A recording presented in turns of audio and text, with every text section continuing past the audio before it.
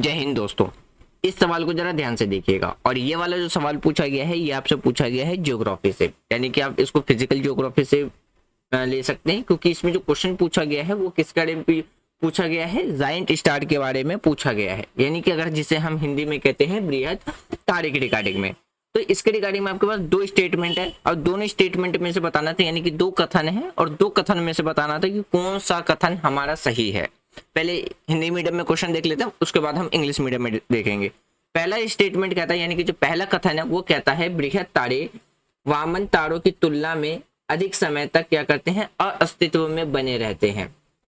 दूसरा स्टेटमेंट कहता है, यानी कि दूसरा कथन कहा गया है कि वामन तारों की तुलना में बृहद तारों में नाभिकीय अभिक्रियाओं का उच्च स्तर दर होता है।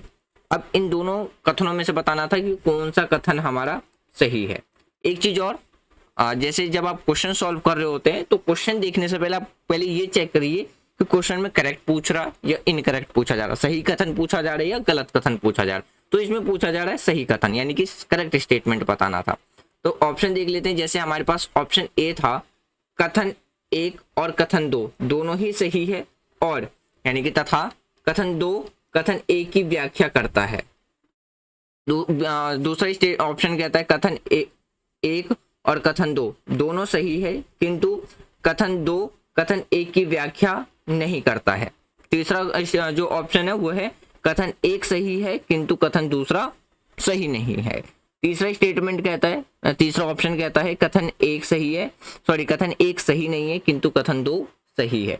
यही क्वेश्चन हम एक बार इंग्लिश मीडियम में देख लेते हैं। Consider the following statement with the regarding of Gantt star. First statements are Gantt star live much longer than a draft star.